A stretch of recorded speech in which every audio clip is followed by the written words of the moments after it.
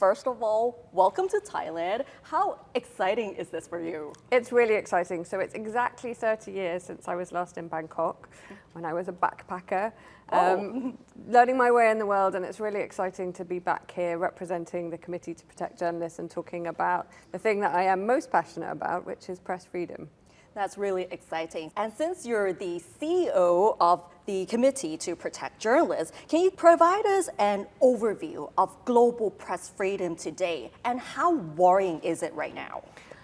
Well, unfortunately, this moment is the most dangerous time to be a journalist, certainly in the 40 years that the Committee to Protect Journalists has been working. More journalists were killed last year than have ever been killed in the 3 decades that we've been doing documentation on such killings.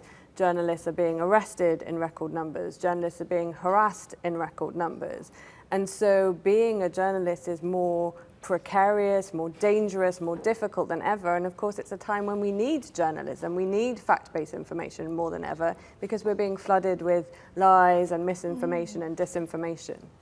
Right. It's interesting how you mentioned that right now, it's the most dangerous time to be a journalist. Is there a specific region that is most worrying right now? The reason it's the deadliest time to be a journalist is, of course, because of the conflict in Gaza, because of the number of journalists killed by Israel since October the 7th, many of them deliberately targeted. And of course, journalists are civilians. They must never be targeted in war. And that is the most dangerous place to be a journalist, is Gaza.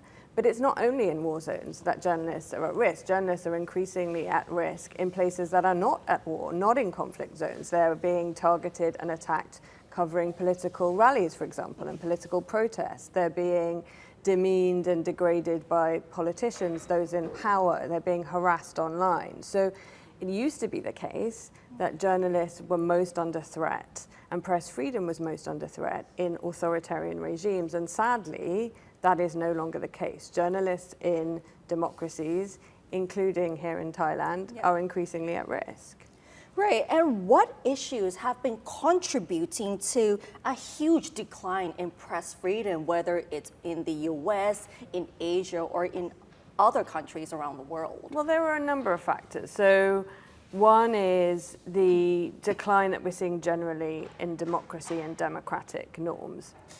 Journalists are often the first people, if not the first people, to be attacked when democracies decline. And that's obvious if you think about it, because if you are a would-be autocrat, if you want to control the political narrative, the best way to do it is to go after the journalists. We saw this, for example, in Hungary with Viktor Orban, going after those who are reporting the truth, reporting facts that you don't agree with. Those are the people that you go after when you're seeking to control the narrative. So the first reason, and one of the most pressing reasons, is this attack that we've seen from the very top, from leaders including Donald Trump in the United States, who's called journalists enemies of the people, in order to make ordinary people doubt the trustworthiness of journalists. And then, of course, that follows through. You see not only journalists harassed by those in positions of power, but then harassed online by ordinary people, then physically attacked. And of course, once you've created the conditions in which people think journalists are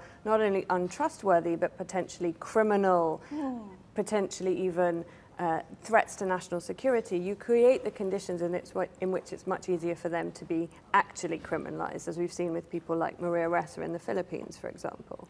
And many of these journalists end up getting sued just because they're doing their jobs, which I think it's very alarming right now, and it's increasing, especially in recent years. So how worrying is this for you? It's hugely worrying. If you think about it, if every time a journalist reports accurately, they are threatened with criminal proceedings, which can often be very lengthy, threatened with defamation, lengthy, expensive. In fact, we've got a case currently here in Thailand, the case of a journalist called Tom Wright, who's being threatened with criminal defamation by a Thai politician over his reporting.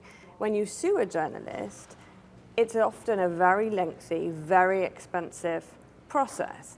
And many journalists will have to stop reporting faced with that kind of potential expense, that kind of drain on their resources, and that's a deliberate act. Many people go into that not even expecting a result for themselves, but because they know that if you tie someone up in lengthy legal proceedings, perhaps eventually they will stop reporting on you. Right, and since you just mentioned US President Donald Trump criticizing the media, journalists, and have started cutting funds for public media, so why does journalism seem to be much more vulnerable, even in countries like the US, where many people would have this perception that it's supposed to be a free country? Well, it's a free country, and the United States has always prided itself on having the First Amendment, which protects the press. We have seen a concerted effort by Donald Trump since his first administration to discredit the press, to discredit those reporting critically on him. Now, in this second term, we've seen him move from just simply smearing the press to legal threats against the press, to increased regulation from his administration against the kinds of organizations and institutions that he doesn't like. We've seen big legal challenges against institutions like ABC, the New York Times, and others.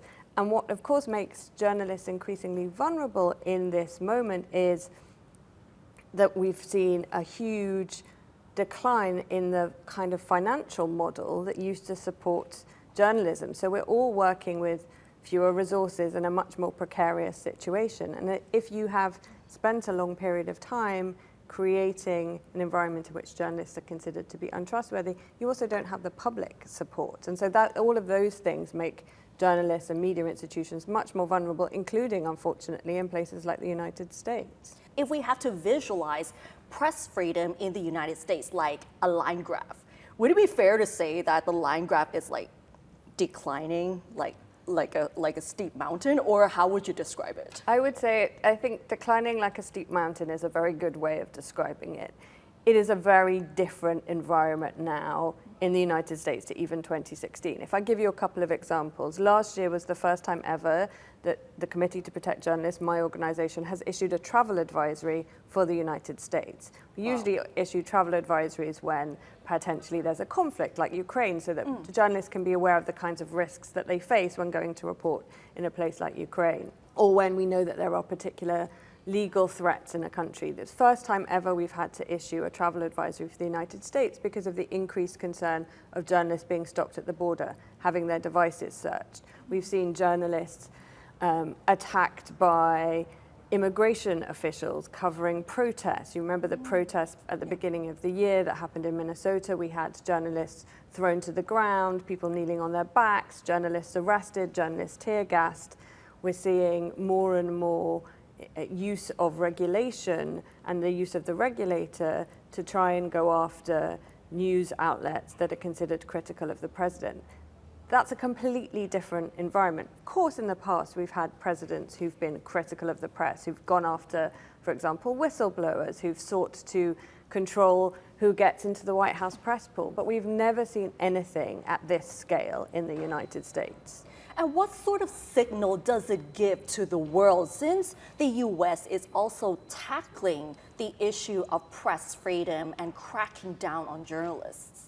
Well, it sends a terrible signal. It used to be the case that countries like the United States would use their defense of democratic principles like press freedom to speak to the rest of the world about the importance of those democratic institutions. It means that the United States is no longer able to hold itself up as a beacon of press freedom and to make the argument for press freedom elsewhere if it cannot defend it at home. And of course, remember, it's not just what it says about press freedom. Traditionally, the United States has been one of the biggest, if not the biggest, supporter of independent media outlets through things like USAID funding, through media development funding. And of course, part of the new administration under Trump was to cut all of that funding to independent news outlets working in and covering authoritarian regimes. News outlets, for example, doing reporting on Russia, where it's impossible to be an independent journalist because of the huge crackdown on journalists. And so all of those institutions, all of those journalists who were receiving funding have now lost that funding and lost that ability to report independently. And of course, you also had the cutting of Voice of America, Radio Free Europe, Radio Free Asia, and others.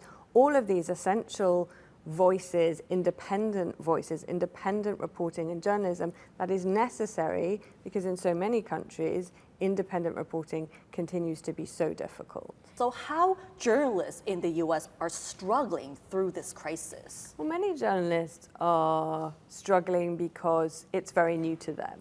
This is not an experience they've had before. They're struggling to see how you can both cover the current administration but also be critical of it. Many times we've seen journalists struggling to work out how you defend journalists in the moment. An example is the number of times that Donald Trump has openly criticized particularly female journalists.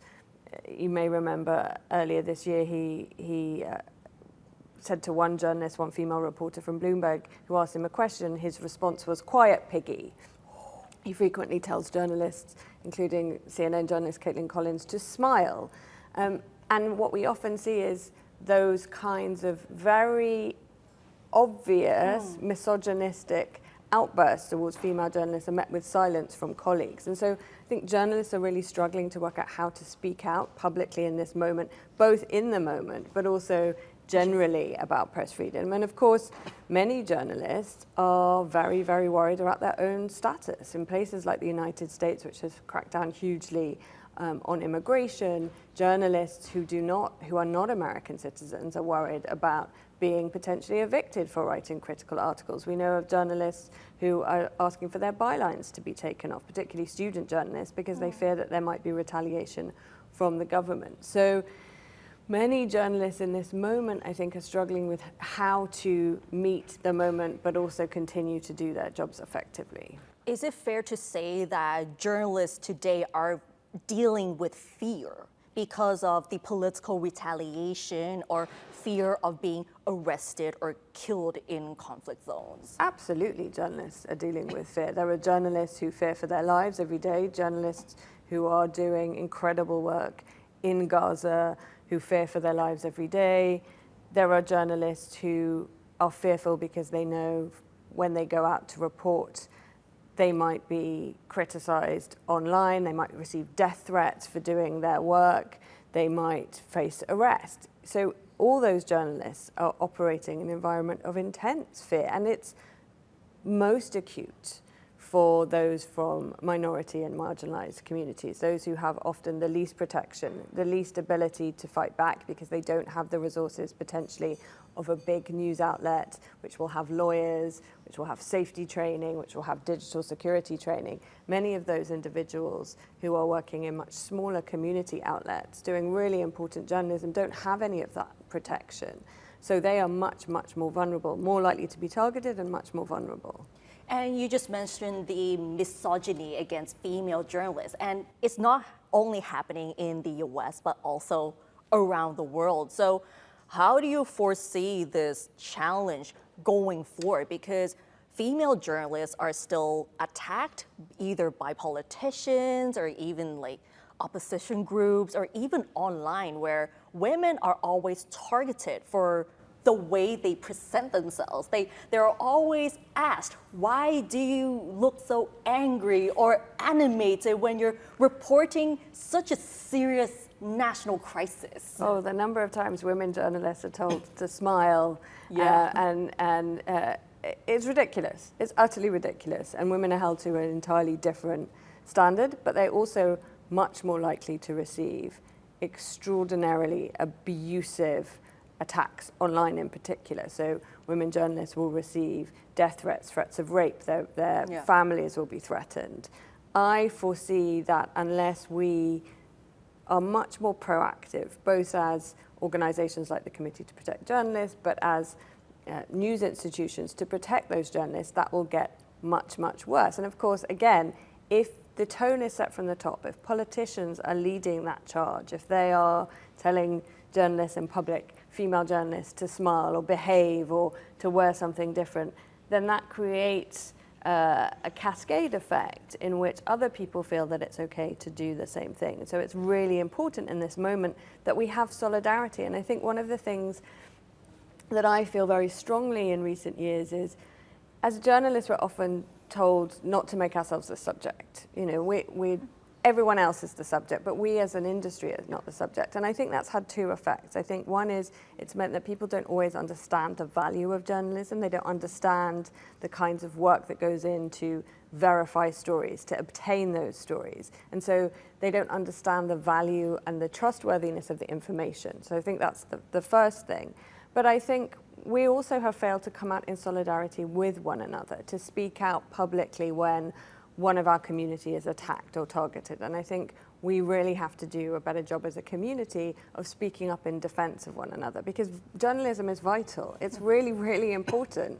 And it's important not for you or I as journalists, but it's important for the general public, because through us and through our work, that is how people come to know about corruption, wrongdoing, how their tax dollars are being spent, what kind of environmental damage is being done by corrupt corporations. All of that is the work of journalists, and so we need to be, I think, more vocal and forthright when we're defending one another in our profession.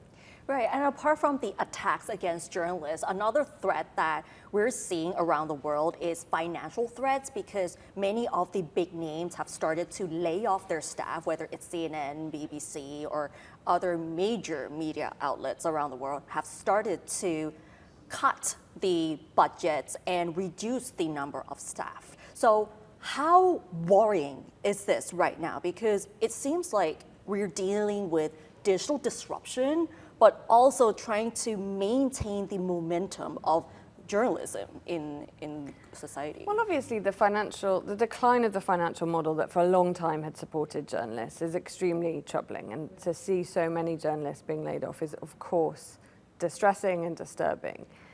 What I would say though, I think, is people will always need information, and I think we are going through this disruptive moment, but we're also seeing the rise of new ways of doing journalism, creator journalism, the use of the distribution of content and journalistic content on new platforms like TikTok and others. We're seeing a real resurgence in some areas of local journalism, of community journalism being funded by the local community, by membership models, by philanthropic models. So though I am always disturbed when we see huge layoffs and the gutting of news media, I'm also hopeful, because I think we are starting to see other new ways in which people are doing journalism. Looking ahead, what gives you so much optimism about the future of journalism in global society?